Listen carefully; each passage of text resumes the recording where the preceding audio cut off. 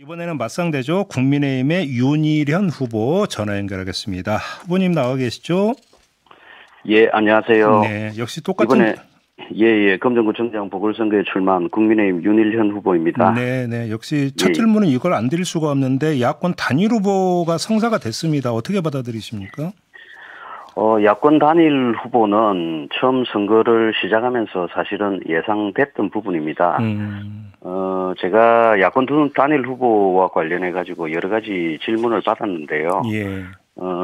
저는 야권 단일 후보가 단지 정치공학적으로 표를 합치는 이런 목적의 야권 단일 후보가 과연 우리 국민들에게 얼마나 감동을 줄 수 있느냐 이런 부분에 대해서는 조금 의구심을 가지고 있고요. 예. 그리고 저는 처음부터 어느 정도 예상을 했던 부분이기 때문에 예. 제가 가지고 있는 정책과 금정구 발전에 대한 비전 이런 것들을 가지고 우리 국민들을 한 사람 한 사람 만나면서 꾸준히 설득해 나갈 생각입니다. 그러면 별로 시너지 효과가 없을 거라고 전망하시는 걸까요? 저는 야권 각 후보들의 득표 예상률을 합친 것보다 플러스 알파가 될 가능성은 크지 않다 이렇게 보고 있습니다. 그렇게 보시는 거고요. 그런데 지금 조금 전에 그 인터뷰했던 김경지 후보는 국민들 사이에서 좀 정권에 대해서 많이 화가 나 있다 이런 취지의 발언을 하셨는데 이건 어떻게 받아들이십니까? 지금 현 정부의 지지율이 워낙 낮게 나오는 것은 여러 언론 매체를 통해서 나타나고 있는데 네. 그 부분에 대해서는 어느 정도 저도 공감을 하고 있습니다. 그렇지만은 이번에 사실 선거가 검정구청장의 남은 임기 약 한 1년 8개월 조금 더 되는데요. 네. 이 부분을 검정구를 이끌어갈 그런 수장을 뽑는 선거입니다. 예, 지금 야당에서는 득표를 위해 가지고 정권심판론을 계속 강조를 하고 있는데요.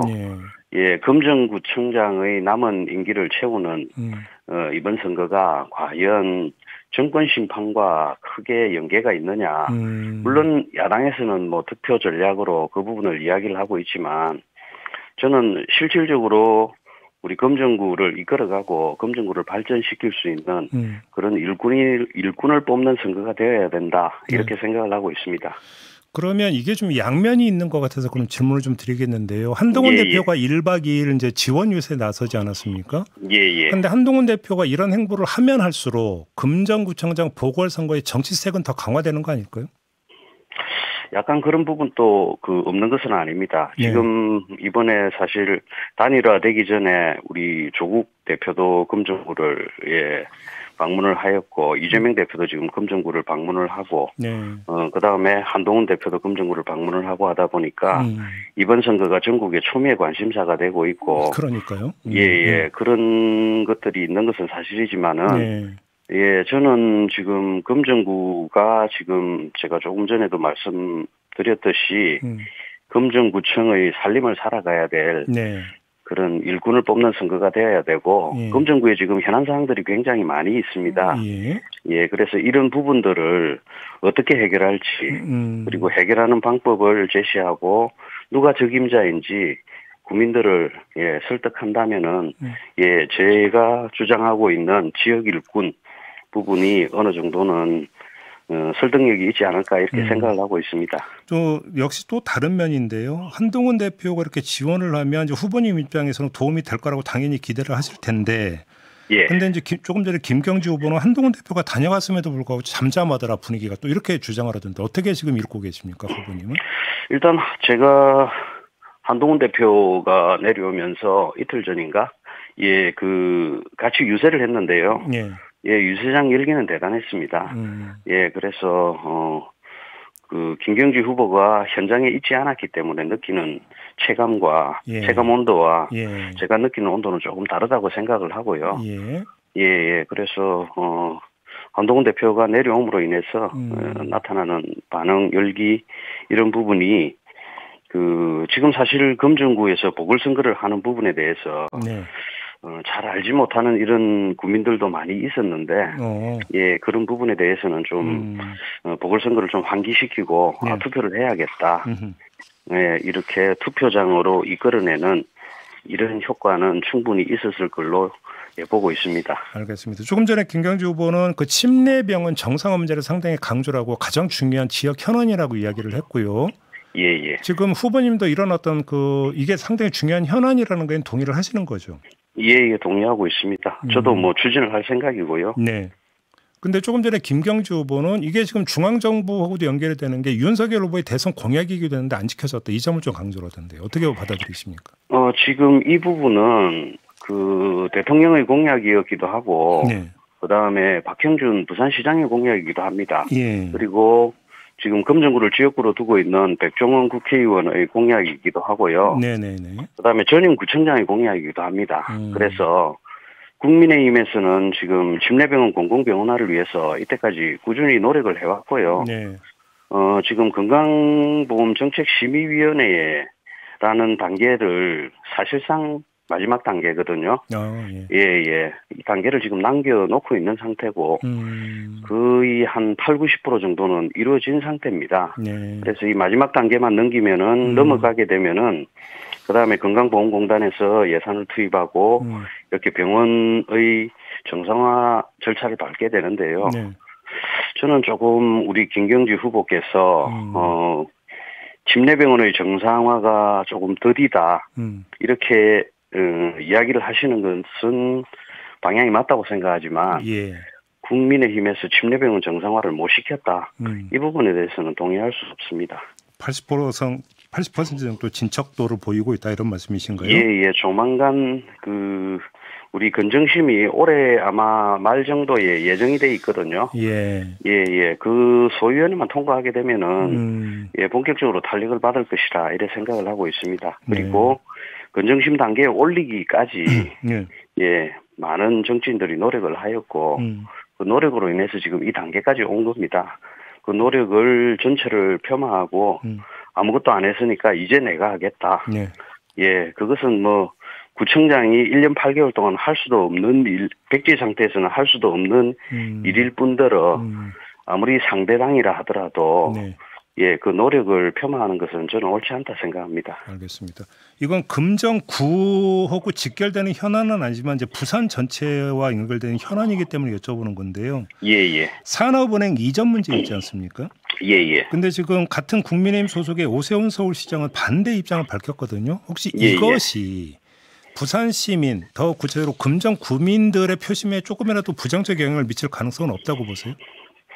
일단 산업은행의 부산 이전 같은 경우에는 산업은행이 부산으로 이전하게 되면은 부산이 금융도시로 발전하는 데 큰 힘이 될 거고요. 그리고 우리 금정구 같은 경우에는 부산대학교를 비롯해가지고 4개의 대학이 있습니다. 이 대학생들에게 앞으로 졸업을 하고 양질의 일자리에 취직을 할 수 있다는 기대를 제공할 수 있기 때문에 반드시 이전이 되어야 된다. 이렇게 생각을 하고 있습니다.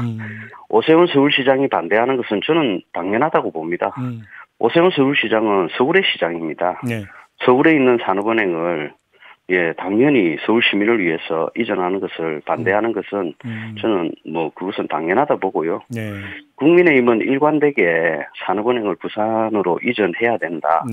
이렇게 지금 주장을 하고 있고 지금 부산시당 위원장으로 있는 박수영 국회의원이 산업은행의 부산 이전을 위해 가지고 이번에 산업은행법을 다시 발의를 하였습니다. 사실 이것은 산업은행의 본점을 어디에 두느냐 하는 그 산업은행법 개정 하나만 하면은 정부에서 바로 추진을 할 수 있는 부분인데 이때까지 민주당에서 지속적으로 반대를 해왔기 때문에 법을 개정 못 해왔던 부분이고요.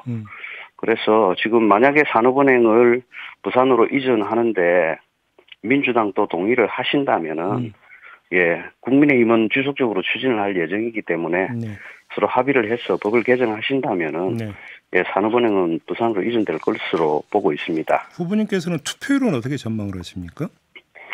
일단 투표율은 이번이 보궐선거가 되다 보니까 크게 높지는 않을 것으로 예상을 하고 있고 그래서 지금 선거운동을 하면서 주변 분들 그리고 제가 만나시는 분들마다 꼭 투표하시라 이렇게 독려를 하고 있습니다. 그래요. 만약에 투표율이 후보님 예상대로 그렇게 높지가 않을 거라면 그럼 후보님한테 유리하게 작용할 거라고 보십니까? 불리하게 작용할 거라고 보십니까? 그 부분에 대해서는 예단을 할 수는 없는데요. 예. 예, 이게 투표율이 낮다 보면 아무래도 조직 선거로 갈 가능성이 크기 때문에 네네. 예, 어느 지지층이 더 결집하느냐, 예, 그 부분이기 때문에 네. 뭐 민주당도 상당 부분 지지층 결집이 있을 걸로 예상하고 있고, 예. 그래서 투표율이 낮을 경우에는 예, 그 어느 쪽이 더 유리하다 이런 부분은 사실은 판단하기가 조금 저로서는 어렵습니다. 뚜껑 열어봐야 안다 이런 말씀이신 거죠? 예.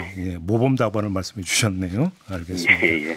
똑같이 후보님에게도 40초의 시간을 좀 드리겠습니다. 이 방송을 듣고 계신 청취자나 특히 금정구민에게 꼭 전하고 싶은 말씀이 있으실까요?